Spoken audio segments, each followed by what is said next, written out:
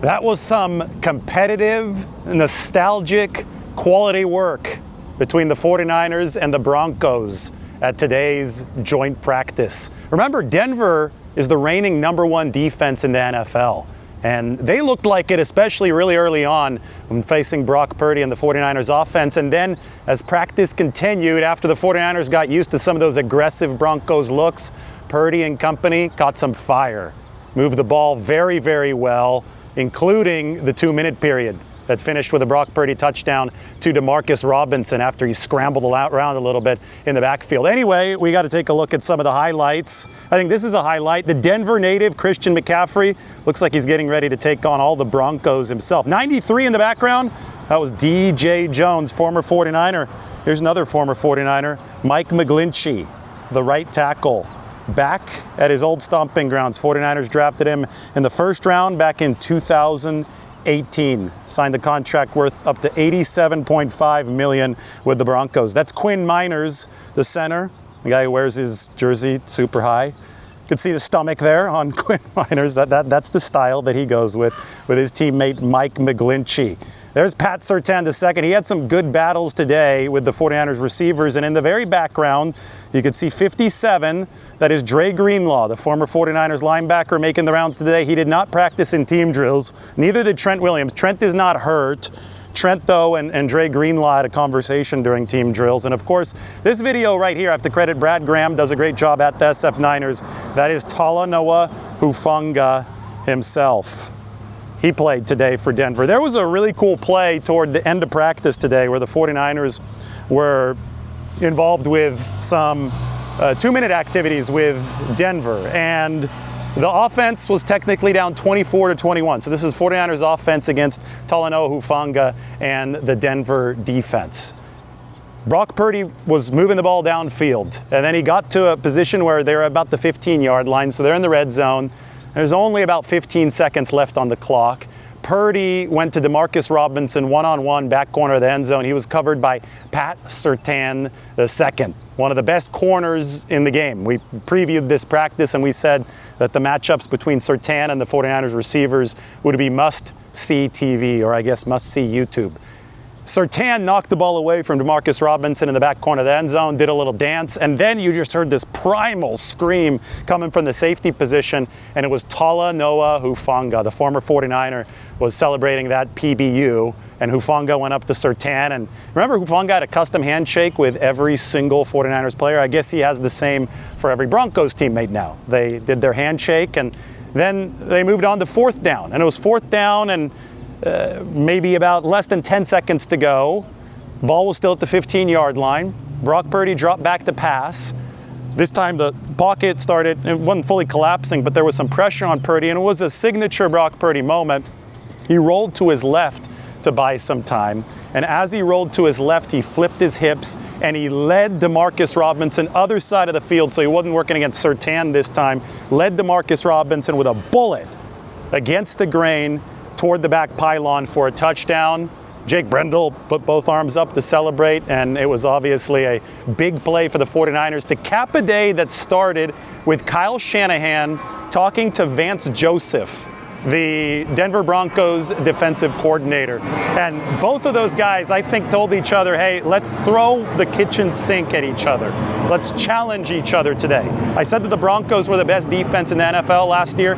They pressured like no other. 63 sacks for Denver to lead the NFL in 2024, and they brought big-time initial pressure against the 49ers today. The very first play of team drills, Nick Bonito, Denver outside linebacker, tackle for loss against Christian McCaffrey. The very second play of practice, Nick Bonito, outside linebacker, big-time pressure against Brock Purdy, blowing up a play. And then John Franklin Myers, who played for Robert Saleh with the New York Jets and is now defensive end in the 3-4, a different kind of front for the 49ers offense to face the Denver 3-4. John Franklin Myers was just wrecking shop early on with the help of former 49er DJ Jones. For the 49ers to first see offensive success, about 4 or 5 plays in, they had to roll Brock Purdy out on a naked bootleg, and he flipped his hips and he found George Kittle for a catch that probably was good enough for a first down. And then they started seeing some success with Christian McCaffrey running the football. I think that the 49ers offense is obviously very dependent, just like most NFL offenses, but especially with what Kyle Shanahan runs, they're dependent on setting up the spine of their attack with a productive run game. That threat has to be there so you can neutralize the pass rush, so your offensive line is playing downhill instead of uphill and just straight drop pass protection. And the offense, finally started to move the ball a little bit. They even ran a little blitz beater to Demarcus Robinson. When I asked Kyle Shanahan about Vance Joseph, the Denver defensive coordinator, after practice today, Shanahan just started nodding before my question was even over, and he told me about the meeting that he and Joseph had before practice, and he said, we threw a lot at Denver too. So both teams agreed, like, hey, this tape is not going to go to the rest of the league. It's not going to be televised. Saturday is going to be the televised game. That's when we can run all the vanilla stuff. That's when the backups are going to just have a chance to show that they can execute some bread and butter in an NFL stadium. But today was the fun day. And between the blitz beaters that the 49ers started running and the pressure that Denver was bringing early on with just a rowdy group. I would say that early in practice, Denver was certainly letting their swagger defensively show. A lot of hooting and hollering, a lot of yelling. And then as practice went on, you started to see the 49ers get much more of an offensive grip on things. Ricky Pearsall caught a 30-yard touchdown today in the first move of the ball period after Brock Purdy marched the 49ers all the way downfield, working against Jahdae Barron. That is the Denver rookie cornerback out of the University of Texas. He was the Thorpe Award winner last season, which goes to the best DB in all of college football. 8 pass breakups for Texas. Didn't break up this pass. It was a go route from the 30 that Purdy just dropped perfectly in the bucket for Ricky Pearsall, who got a little bit of separation, but that was enough for the touchdown. Earlier in that move the ball drive, there was a 3rd and 4 where we saw Ricky Pearsall matched up against Pat Surtain II, the marquee matchup that I'd been talking about. And he ran an out pattern, got 5-6 yards, enough to pick up the first down. Big play for Ricky to move the chains, and of course that set up his own touchdown a little bit later. I'm going to get into the nuts and bolts of all those drives in just a second, but we can talk about quickly the fact that the defense was matched up on the other side of the field, and I could only really see the very last play there because the offense had already wrapped up. So I'm looking at the other side of the field, and I saw that Denver beat the 49ers' second or third team defense. I guess the second team defense, since the 49ers are banged up. They didn't really have threes out there today. They beat him with a deep pass over the middle, and Kyle Shanahan was a little miffed after that the 49ers didn't have a deep third player on the play. So that's something that San Francisco is going to have to repair. But the biggest news on the other side of the field is that Mykel Williams left with an apparent knee injury. The good news is that initial tests have come back showing that his knee is intact. They have to do more testing to be sure about everything. 49ers are hoping it's just a hyperextension for the rookie defensive lineman Mykel Williams. But because Williams left practice, the 49ers had to run most of this with only 6 defensive linemen because they're already really thin on that side of the ball. So they didn't really have 1s and 2s. Bosa was back today, and I guess he was creating some real havoc on that side. He was working against McGlinchey and Garrett Bowles. But the 49ers understandably played this one very tired on the defensive side of the ball because they only had those 6 defensive linemen rotating through. So that's an issue zone for the 49ers here over training camp, one that they're definitely going to have to address. They signed another defensive tackle, Michael Dwumfor, before today's practice so he could help them out. He had been with the team's practice squad back in 2022, but obviously between Givens being down, no Sam Okawanu for the 49ers. Between all those issues, the 49ers really laboring on that side of the ball, especially up front. But we'll say that Upton Stout continues to impress. he had an interception today during one-on-ones. All right, we're now going to go through in detail what happened. I said the first success came for the 49ers after Purdy rolled out. Then we saw Russell Gage continue to make some plays for San Francisco. He had one on the 2-minute drill there toward the end, a big-time pickup. I think it might have been third down. It was hard to see the scoreboard because we had to be pressed up against the sideline under the scoreboard. But he's been money for the 49ers, and Kyle Shanahan said that he almost retired a couple years ago after that knee patellar injury. Remember, 2 750-yard seasons with the Falcons in succession before that injury. He hadn't played in 2 years. Picked up to the practice squad yesterday. Shanahan thinks that he's back to being a really good NFL player. I think Gage is making this team, and I think given the issues in the 49ers receiving room with depth right now, especially veteran depth, I think Russell Gage is one of the big solutions, potential solutions to those issues. He caught a nice out from Mac Jones early on when the 49ers were still really struggling against that Denver interior pressure. And then Mac Jones threw a deep ball that hit Robbie Chosen, who still, I guess, has some speed, against the Denver number 2 defense. That was an early touchdown that let out a roar from the crowd here at the 49ers facility. Then the 49ers moved to some red zone work. They tried to run once to Ricky Pearsall, and it's funny, there's always a dispute, right?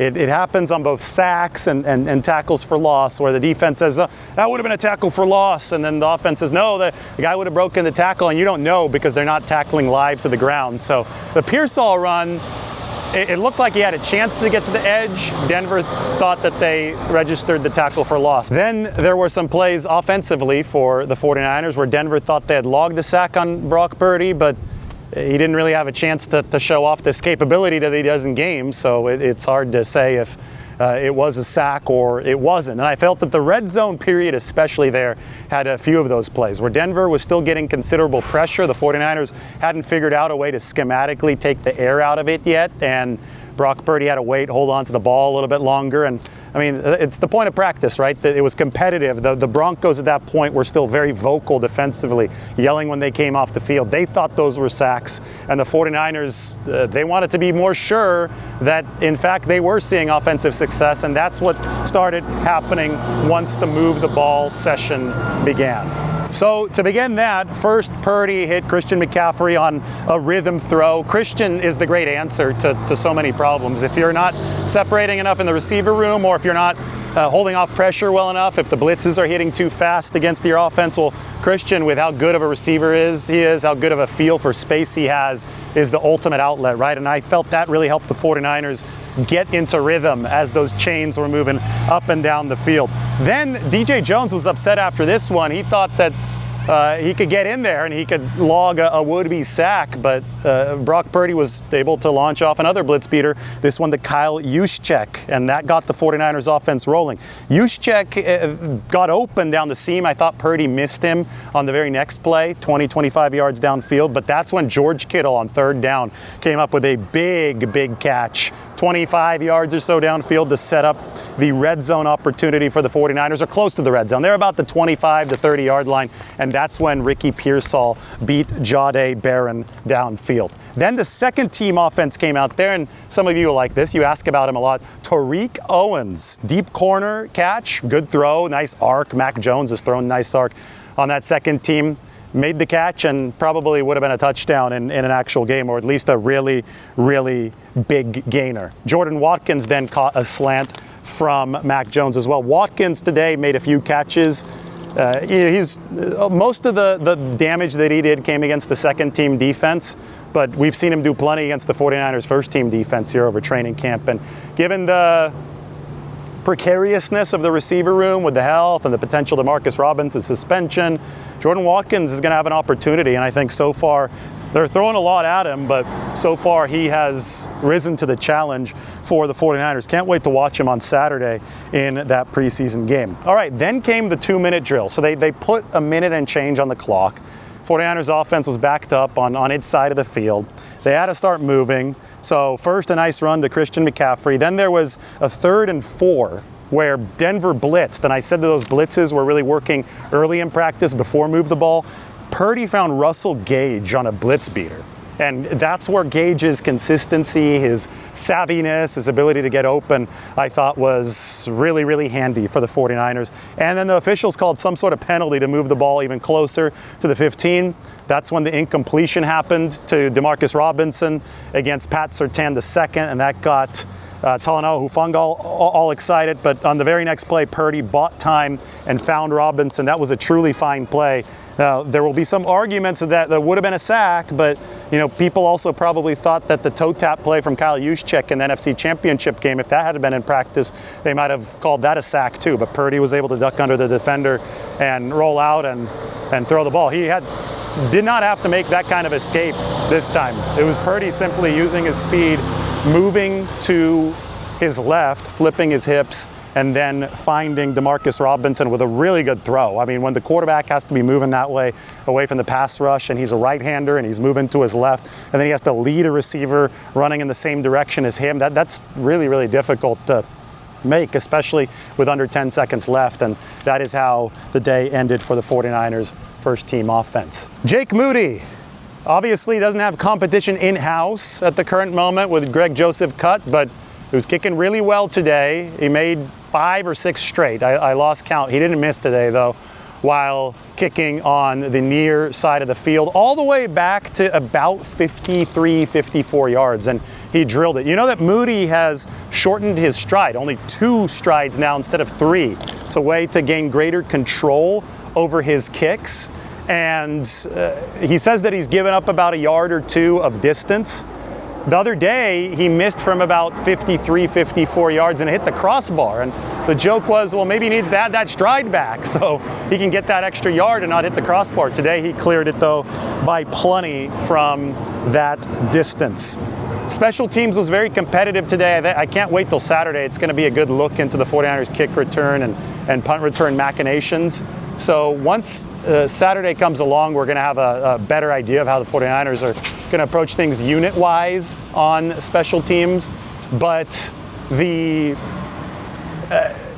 periods today were very, very lively. In fact, that's where we got some chippiness today. It looked like Chase Lucas and Derek Canteen were mixing things up the very most with Denver today. There was a period early on where Delaren Turner-Yell, number 32 for the Broncos. His last name is hyphenated, and Yell is the last part of it. He was yelling over at Chase Lucas and at Derek Canteen. They were yelling back. Some guys had to get split up. Some stuff like that happened a few times. There was never any fight in today's practice. There just was, I think, some good, healthy chippiness at the practice, and both teams kept things restrained. Now, the reason that Kyle Shanahan said that they're only practicing once instead of the 2 joint practices that used to happen is he said that the second day of these things devolves into a lot of fights. So the 49ers and the Broncos decided to keep it at 1 joint practice. Tomorrow's a walkthrough for both teams, and then they both will play in the game on Saturday, which won't feature Purdy. It won't feature some of the 49ers first teamers, but it's definitely will feature a lot of the rookies out there. Probably not Mykel Williams given the knee injury today, but the 49ers, again, they're optimistic about just the hyperextension and not any actual structural damage to Mykel Williams' knee. Looking at some of the defensive notes, 49, I've got Upton Stout in here. Dallas Flowers was the starting cornerback opposite of Diamador Lenore. Obviously no Renardo Green. He's going to be back next week for the 49ers.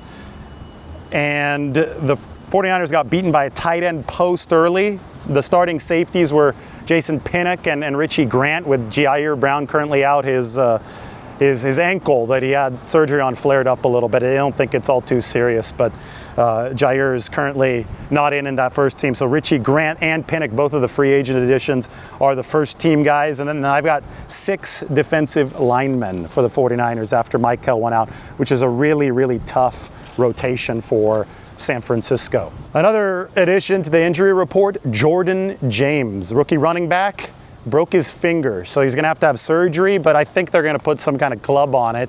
It's tough at the running back position, though, right? Splint, maybe, not a club. Because they said he's going to be back in a couple weeks, not the 6 weeks that it takes a fracture to fully heal. So expect Jordan James back out there, but expect him to miss the first couple preseason games, which is a little bit rough for his timing as a rookie. Because remember, These guys, these running backs in these preseason games, this is their opportunity to finally break tackles. It's a really good way to prove yourself. But I think the 49ers have been really impressed with what they've seen out of Jordan so far, even though he has missed some time with the knee and now obviously with the broken finger. It just seems to be some really bad luck with that finger. But speaking of running backs, you know, we go back to Christian McCaffrey, the Denver native. Happy to see some of the Denver media today. I thought he ran really, really well.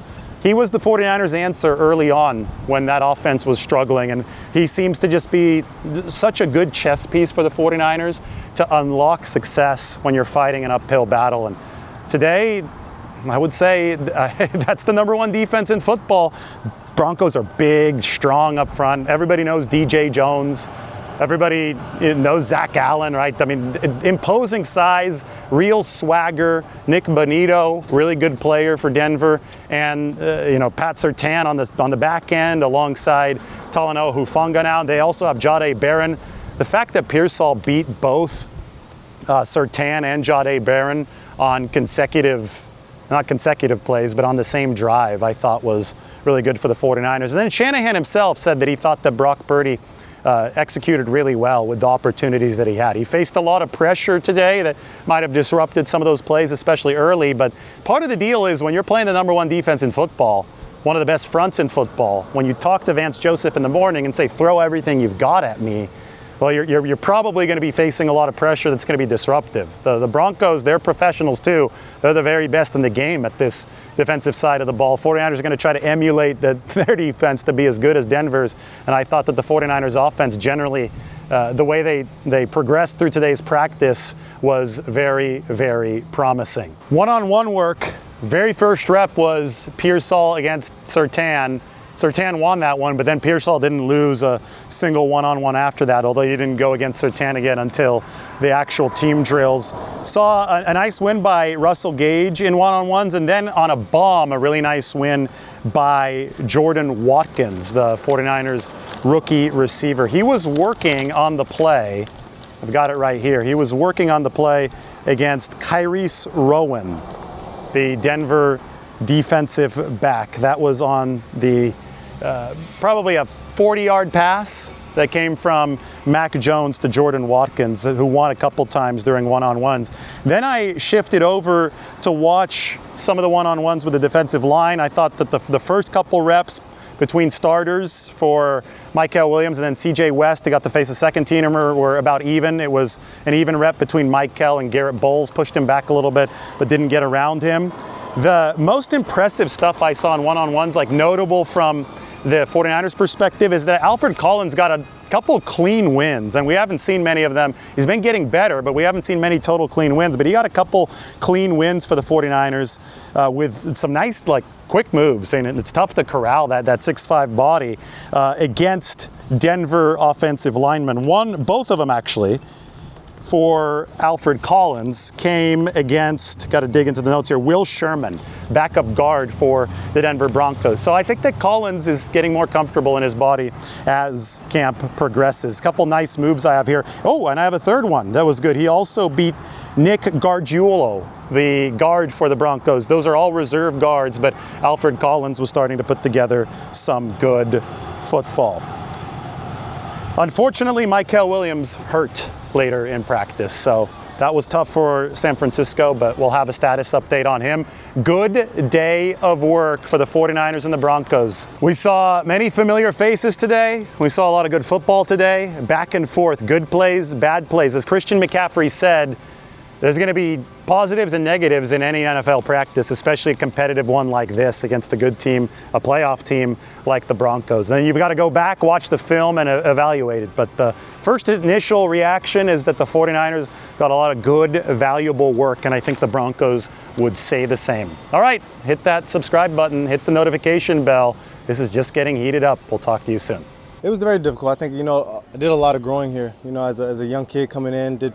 I graduated early from college and then came right in here and tried to grow as a man. This is where I got married at. This is where I had my first kid at. And so a lot of growth was here, so a lot of great memories and a lot of great experiences. We've been to 2 NFC championships, 3, 1 Super Bowl. Those are memories that you'll take forever. And so for me, just to be back here is special, but I'm exactly where I'm supposed to be.